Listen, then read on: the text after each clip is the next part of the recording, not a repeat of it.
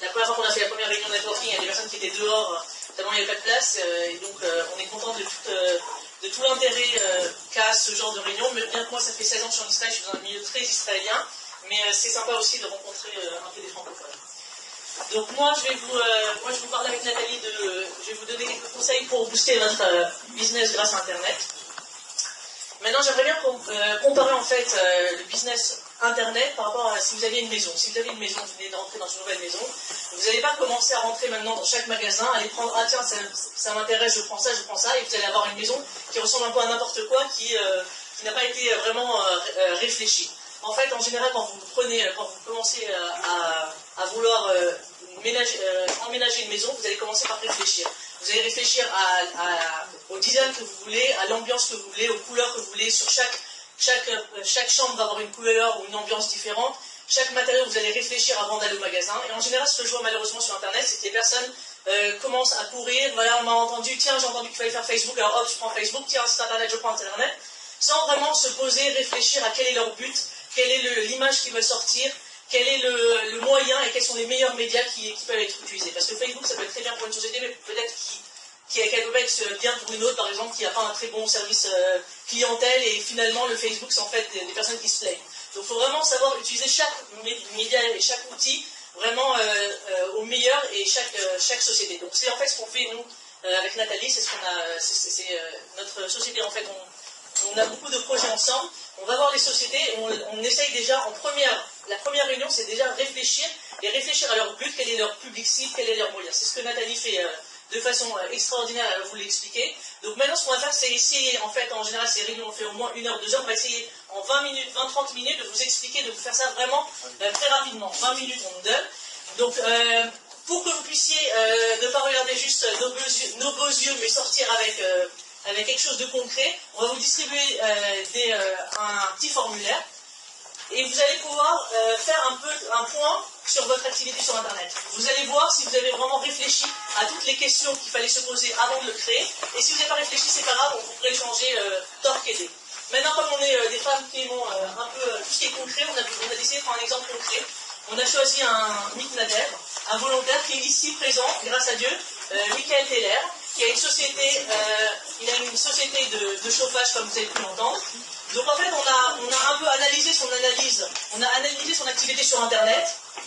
Et ce qu'on a fait, ce que vous allez voir dans quelques minutes, c'est ce qui s'était passé avant, son activité avant, et nous, ce qu'on peut l'aider à augmenter. Comme ça, vous aurez la version avant et après, et ça pourra vous aider dans votre business à savoir ce que vous pouvez améliorer. Donc voilà, pour les personnes qui sont au studio et qui vont bien remplir le formulaire, à la fin, on va faire un petit tirage au sort pour pouvoir laisser bénéficier à une personne parmi vous, pour leur donner 1 heure de consulting gratuite, pour un peu voir, pour qu'on puisse voir quelles étaient leurs idées après, pour voir si elles sont valides, et nous allons pouvoir l'aider pendant 1 heure à améliorer ses performances sur Internet. Je vois que tout le monde est tellement concentré par Nathalie que personne n'a écrit. Alors on va essayer quand même d'écrire un peu. Donc après avoir fait tout le travail qu'on fait en général avec nos clients et que vous pouvez faire après, la première étape, ça va être de changer le site Internet, et que le site Internet il réponde vraiment à ce qu'on a vu. S'il y a un nouveau public cible, il faut qu'ils soient insérés dans le site Internet. Si on a vu qu'il y a des nouveaux produits, nouveaux services, il faut vraiment, la première étape, ça va être de s'occuper du site Internet. Mais il faut savoir que le site Internet, c'est seulement un des outils disponibles sur Internet pour communiquer. On peut voir qu'il y a les blogs, les forums, les newsletters, le mailing, Facebook, Twitter, LinkedIn. Donc dans quelques minutes, je vais vous prendre l'exemple concret de Michael, et vous allez un peu mieux comprendre. Mais en général, ce qu'on fait, nous, c'est qu'on fait des campagnes publicitaires. En fait, vous, en général, chacun dans son métier. Par exemple, Michael, on va voir qu'en novembre, par exemple, il fait froid, donc tout à coup, il y a des personnes qui vont chercher des chauffages, donc tout à coup, il s'est dit, ah tiens, c'est le moment de faire une promotion, je vais sortir un flyer, je vais faire une publicité dans un journal, je vais hop, il fait tout vite, pour ne pas rater le moment, pour ne pas que les clients aillent chez un concurrent. Donc il va faire une campagne publicitaire assez rapidement, ça peut être sur Facebook ou autre. Il ne va pas vraiment réfléchir à sa campagne, il ne va pas avoir un message global et unique dans tous les médias, il va faire ça un peu vide, et il va devoir l'évater sur la qualité, puisqu'il y a un deadline qui est assez urgent. Donc en fait, nous, ce qu'on fait avec nos clients, c'est qu'on s'assoit, qu'on se pose un moment et qu'on réfléchit au planning, on prend les 12 mois de l'année. On prend une énorme page A3 et on réfléchit qu'est-ce qu'on peut faire les 12 mois de l'année? Si on veut par exemple faire une activité, chaque mois on va réfléchir à une activité. Comme on peut voir avec le premier travail qu'on a fait, on a vu qu'il y avait plusieurs publics cibles. Donc en fait, on va pouvoir faire un public, une campagne pour ce public cible, une campagne pour l'autre public. On peut par exemple choisir une autre langue, une fois ça va être en français, une fois ça va être en hébreu, ou on peut choisir un autre produit ou un autre service. Et en fait, nous on va faire un programme sur 12 mois. Et on va déjà réfléchir à tout le matériel qu'on a besoin à l'amont, comme ça on ne va pas le faire en stress et on va le faire de la meilleure manière possible. Donc maintenant je vais vous montrer un exemple de ce qu'on a fait, on prend encore l'exemple de Michael. Donc là, c'est une campagne spontanée. Donc c'est comme ce que j'ai expliqué. On est en hiver, on est en novembre, à Jérusalem, il commence à faire froid. Donc on va s'adresser à qui? On va s'adresser aux clients finaux. C'est les personnes qui veulent économiser de l'énergie, qui veulent acheter un chauffage, mais en même temps qui cherchent sur Google, en général c'est en hébreu, mais le chauffage pas cher ou autre. Donc ça, on sait déjà quel est notre public. Maintenant, le message, on va leur dire que grâce au chauffage de Michael, et c'est prouvé grâce à des articles qu'on va mettre plus tard dans le blog, ça permet d'économiser jusqu'à 30% de leur facture d'électricité pendant l'hiver. On va faire une accroche, on va proposer comme une promotion. Pour l'instant, on va faire 5% de réduction. Maintenant, les supports utilisés, on va réfléchir déjà avec Michael à tous les supports qu'il avait. Donc, on sait qu'il y avait déjà une mailing list d'anciens clients à qui on pourra proposer. On pourra mettre dans son site internet un endroit dans la homepage qui parle de cette promotion. On va utiliser les réseaux sociaux, le site internet et les outils. Après, donc comme on sait qu'on a besoin d'un mailing list, d'un flyer, des réseaux sociaux, on va réfléchir après aux outils qu'on a besoin. On va demander à la graphiste de nous préparer le flyer, de préparer des belles images de radiateurs. On va, pour le contenu, on sait qu'on va devoir trouver un article pour expliquer pourquoi les chauffages de Michael sont moins chers. Donc on va réfléchir, on va déjà préparer à l'amont le contenu. On va réfléchir bien sûr du point de vue référencement et Google à quels mots-clés faire.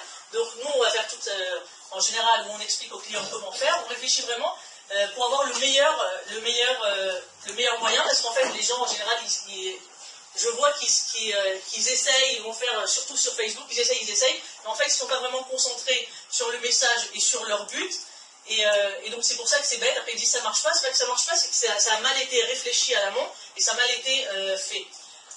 Donc voilà, maintenant on va faire une campagne qui est provoquée. Je ne sais pas si vous connaissez Michael, si vous êtes parmi ses amis à Michael, vous pouvez voir qu'il est sur Facebook en août, toute la journée, parce que malheureusement il n'y a pas beaucoup de travail. Il est maintenant obligé même de faire des masganes pour pouvoir subvenir à ses besoins en août.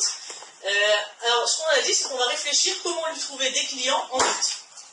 Alors pour ça, on s'est dit, on a regardé quand on a fait un premier travail, on a vu que par exemple, on peut s'adresser aux architectes et aux décorateurs d'intérieur de luxe. Ces personnes, c'est des personnes qui ont travaillé sur beaucoup de projets. En général, quand ils doivent rénover un appartement, ça prend au moins 3-6 mois. Donc ils ont en fait des plans des futures maisons qu'ils doivent rénover, et ils ne sont pas vraiment pressés. Donc on peut, en août, déjà faire une campagne ciblée pour les architectes de luxe, pour leur montrer nos produits, leur parler, prendre des rendez-vous quand ils sont pas en stress, pour qu'ils puissent rajouter les chauffages dans tout leur beau design. Donc, à qui on s'adresse? Aux architectes. Le message, utiliser le radiateur pour design, c'est-à-dire qu'on ne va pas mettre la partie consommer moins cher, parce qu'on là on s'adresse à des radiateurs de luxe, donc on change notre message. Du point de vue de la promotion, on peut quand même proposer 10% de réduction parce qu'on est en période creuse. Et de toute façon, ça sera quand même rentable pour nous. Les supports utilisés, ils vont être un peu différents. On va utiliser une mailing list d'architectes. On va utiliser les réseaux sociaux, mais plus, on va dire LinkedIn, les réseaux sociaux qui sont beaucoup plus ciblés et professionnels. On va utiliser des articles sponsorisés dans des magazines de décoration et des vidéos. Donc grâce à ça, on sait aussi quel matériel utiliser, quel graphisme préparer. Et donc on a une campagne, si vous pouvez voir, rien qu'avec ces deux exemples, on peut voir qu'on a un public cible différent, un message différent, une accroche différente, et des outils utilisés, des supports qui sont complètement différents.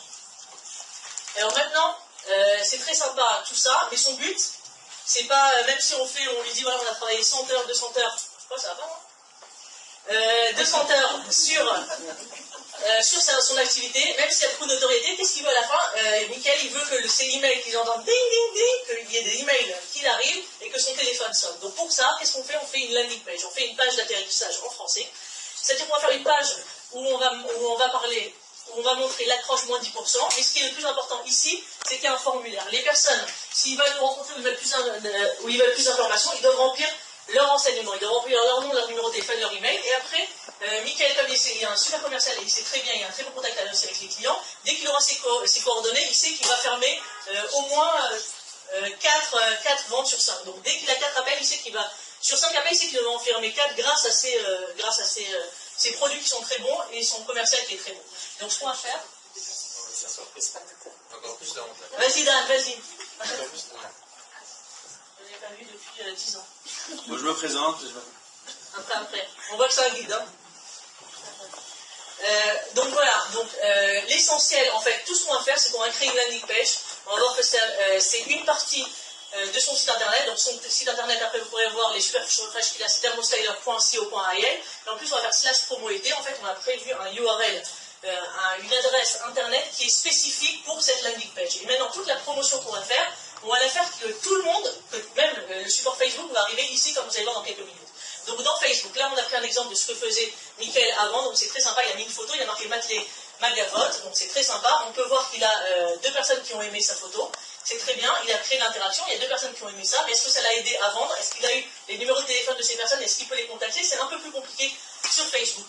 Donc ce qu'on lui propose en fait, c'est d'utiliser exactement la même photo, de rajouter un statut, de faire un statut qui a un peu plus d'interaction, dans le statut de déjà marquer la promotion, et de leur dire que s'ils veulent plus d'informations, hop, il y a le lien vers la landing page qu'on a vu.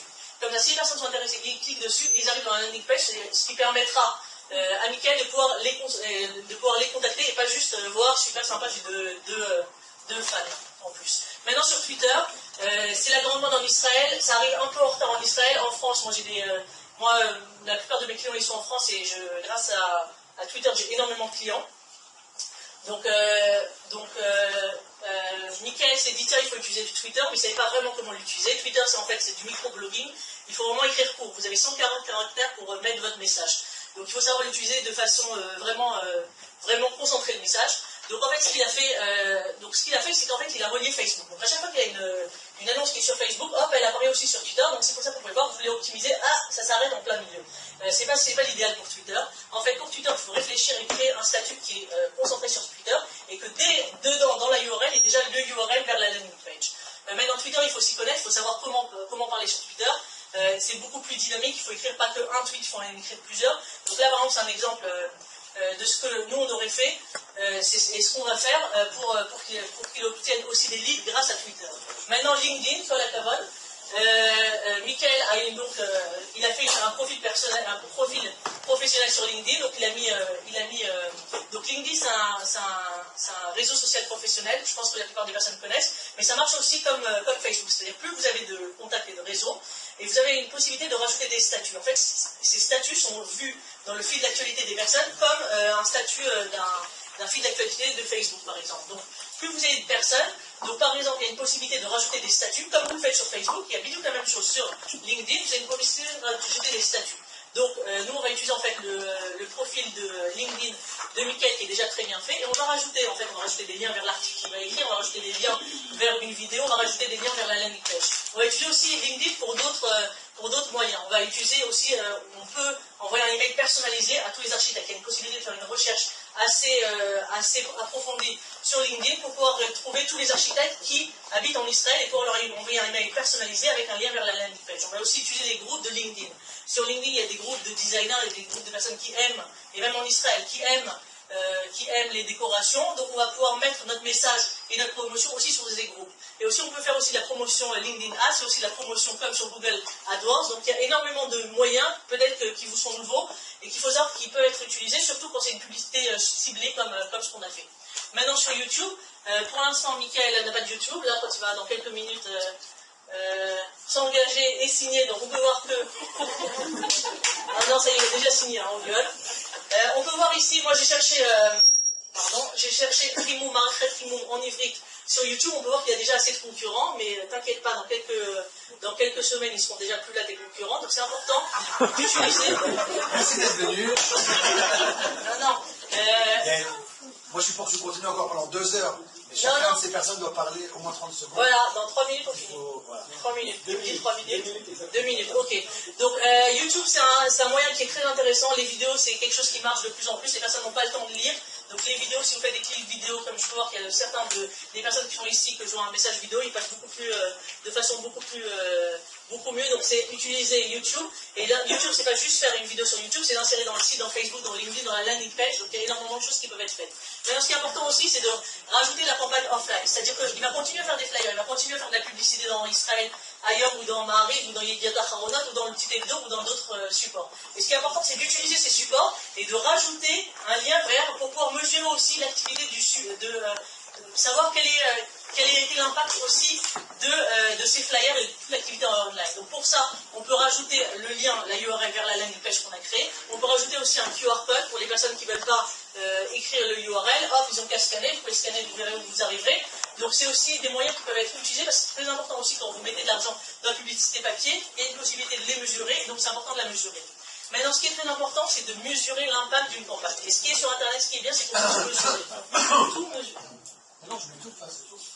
Tant que ta femme n'a pas couché, ça va. Donc voilà, c'est important de mesurer. Donc on va utiliser des outils, il y a des outils gratuits et des outils payants qui permettent de mesurer. On va utiliser des statistiques, on va vérifier les statistiques, combien de personnes sont rentrées dans la landing page. Mais aussi ce qui est important, c'est de savoir d'où. Les personnes qui ont rempli le formulaire, d'où est-ce qu'ils viennent? Est-ce qu'ils viennent de Google, de Facebook, de LinkedIn, pour savoir pour la prochaine campagne où est-ce qu'il vaut mieux mettre nos efforts. Donc c'est aussi on va vérifier la provenance des leads, on va pouvoir vérifier la e-reputation. Est-ce qu'on parle plus de Thermo Styler ou de Michael Steller après notre campagne? On va aussi vérifier le nombre de contrats pour vérifier vraiment le ROI, combien lui a coûté la campagne et combien des mètres il a eu de leads, et après sur les leads combien il a eu de ventes. Donc c'est très important de pouvoir mesurer, et ça permet de savoir vraiment combien a coûté chaque client, et aussi de pouvoir nous améliorer et améliorer les performances pour plus tard.